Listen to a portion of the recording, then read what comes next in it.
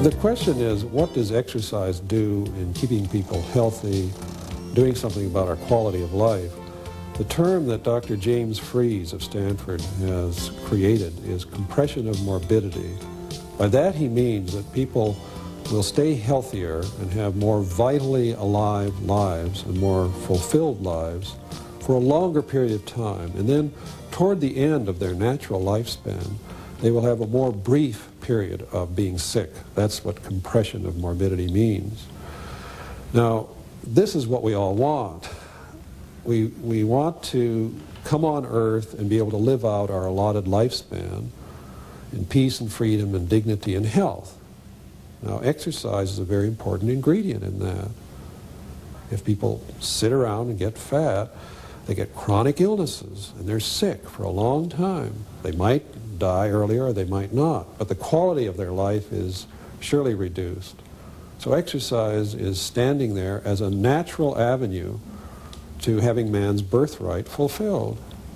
And it's very important. We can all do it. Well, let me tell you, first of all, a little bit about the college alumni study. It began about 25, 26 years ago. We found that men who expended roughly 2,000, 2,500 kilocalories each week in walking and stair climbing and sports play had roughly 1/4 to 1/3 lower rates of coronary heart disease than men who, in contemporary time, were less active. When we go out and, let's say, try to walk or jog up a hill, our general sensation usually is we say we have to stop because we're short of breath. And in fact, you stop the exercise not because of any limitation in your breathing capability, but it's really the limitation in the heart and vascular system or cardiovascular system to transport oxygen to the working muscle. So that when we do exercise training on a regular basis, we first of all increase the capacity of the heart to transport blood. Also, we enhance the skeletal muscle's ability to extract oxygen from the vascular bed so that it has more oxygen readily available to it. There's many speculations as to why dieting results in a decline in resting metabolic rate. Some theories are, one, that dieters lose what we call lean body mass, fat-free mass, which could be muscle. And they lose muscle, which is your metabolic tissue. So if a person is obese, for example, and is over fat, effectively what they are doing is reducing their engine capacity, if you will. On the other hand, if they are involved in physical activity and can decrease the amount of body fat they have, while at the same time increase their lean body weight or muscle mass, then they're effectively increasing their engine capacity and thus increasing their potential for increased metabolic activity. There's some preliminary data now being put together by the group at the University of Pennsylvania that shows that every time you gain weight and lose weight, the next time you gain weight more rapidly and easier. In other words, the body tends to respond much more rapidly to increased caloric intake.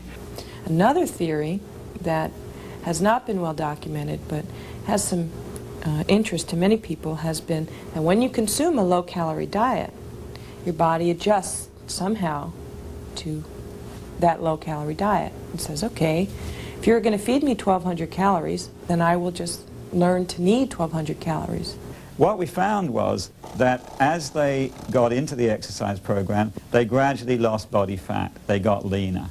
That didn't particularly surprise us. We thought that would happen. It usually does, and they were very pleased about it. The thing that did interest us a great deal was that when we measured their food intake from 7-day food records to see how much they were eating, we found that their rather modest initial food intake jumped up quite quickly when we first measured it, say after 6 months, and continued up, remained up at a higher level, even though they were losing weight all this time. And in fact, we transformed sedentary, overweight people not eating very much into active, leaner people eating quite a little bit more robustly. The study we did here at Stanford was on overweight men, and we had them run on a treadmill for 2 miles or walk for 2 miles. And we wanted to look at if their resting metabolic rate stayed elevated after exercise. So after they ran for 2 miles, we had them sit down and we measured their energy expenditure for 2 hours. After the men jogged, their resting energy expenditure remained elevated for 2 hours. And after they walked, their energy expenditure remained elevated for an hour. So you get this added benefit after you exercise. I don't know anybody who enjoys dieting. I've never met a person yet who enjoys dieting. However, there are a lot of people who have found that they can enjoy exercising. Well, cholesterol is really a very important substance in the body. It's essential. If we didn't have cholesterol, our cells would fall apart. We would be unable to make bile acids, which come from cholesterol, which digests our fat, and even more important, we wouldn't have any sex hormones because sex hormones are made from cholesterol. The cholesterol is transported in the bloodstream on 2 different carriers, and what we know now is that one of the carriers, which is called low-density lipoprotein, or LDL, is the type of particle that almost certainly causes artery disease and causes heart disease. The other particle, the HDL, appears to have an effect which is preventing heart disease, preventing this effect on the artery walls. The HDL appears to work by acting as a receptacle for cholesterol which can come out of the cells. And this cholesterol which gets onto the HDL is then transported in the bloodstream back to the liver, where the cholesterol is put into the bile and finally excreted from the body. So we have a system similar to many other biological systems where you have a mechanism for putting things in and a mechanism for taking them out. And if the mechanism for putting in exceeds or gets the upper hand of the mechanism for taking it out, then cholesterol will accumulate in the cells, and finally you'll get coronary artery disease and heart attacks. And we have some experiments in animals that have shown that if you change cholesterol in a favorable direction, you can melt away some deposits in the arteries. Now, it's that evidence from animals that leads us to be optimistic we can do it for humans. By and large, the characteristic pattern in active people is that they have high levels of the good cholesterol, HDL, and they tend to have lower levels of the bad cholesterol, the LDL. Usually then, with the exerciser, a person loses weight and gets a double benefit on cholesterol from the weight loss and from the increased exercise itself. And the blood pressure fall similarly has its origin in the weight loss itself and in the exercise itself. So those 2 things are 2 of the cornerstones of why exercise decreases heart attack and stroke. But a third is that exercise decreases blood sugar, especially in those people who are borderline diabetics. Blood sugar itself is a risk factor for heart attack and stroke. Regular physical activity enhances insulin sensitivity. And from a health standpoint, one of the major potential benefits of that is that on a day-in, day-out basis, if you're physically active, and particularly if you're physically active and reasonably lean, the amount of insulin that the body needs to produce is substantially less.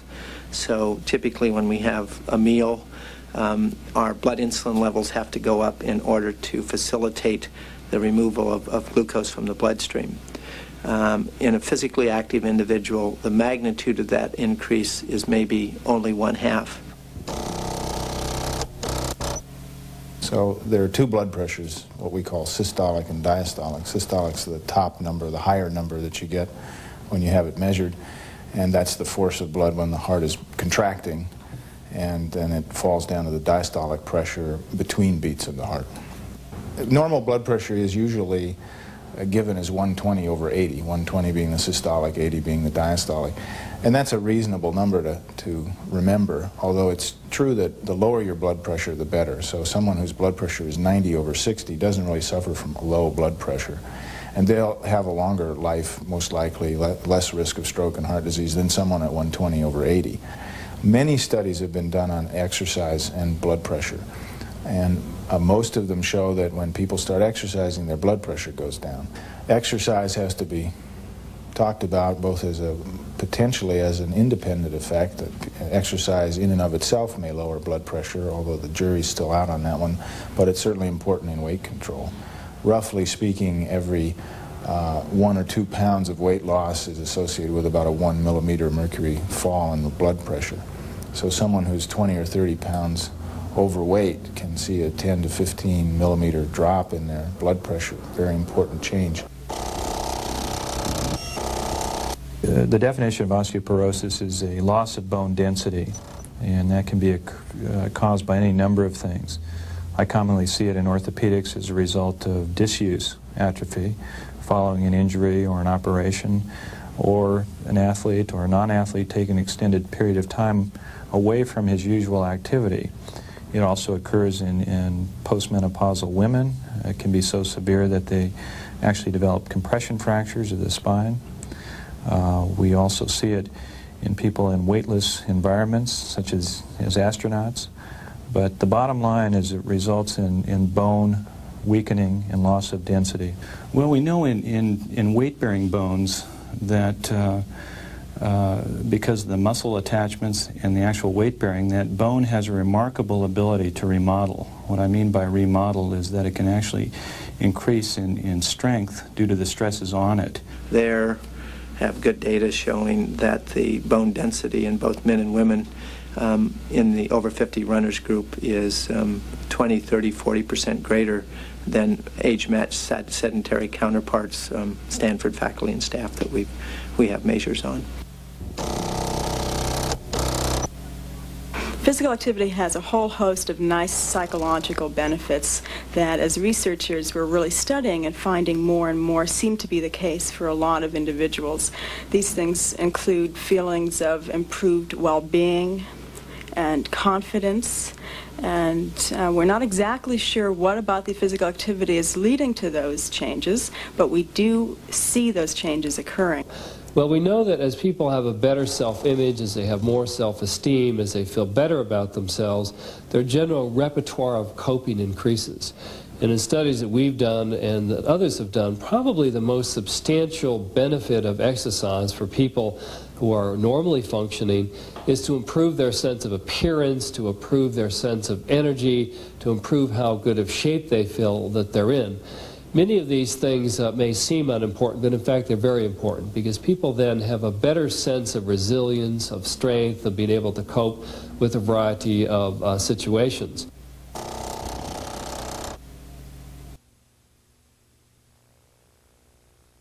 In the active than in the sedentary. And I think beyond these kinds of direct actions on the heart and on metabolic mechanisms, we can look to the improved ways of living among people who are active.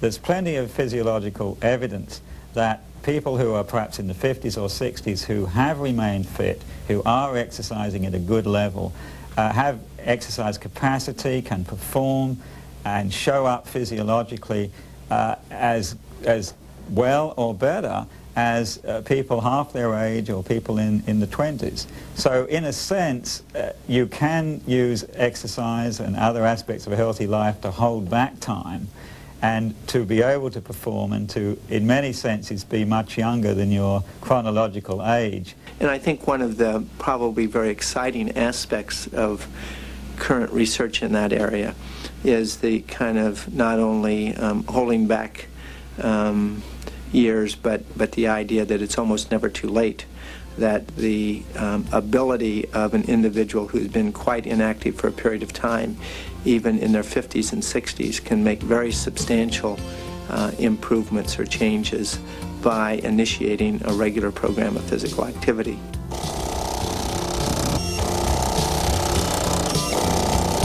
So exercise is standing there as a natural avenue to having man's birthright fulfilled. And it's very important. We can all do it.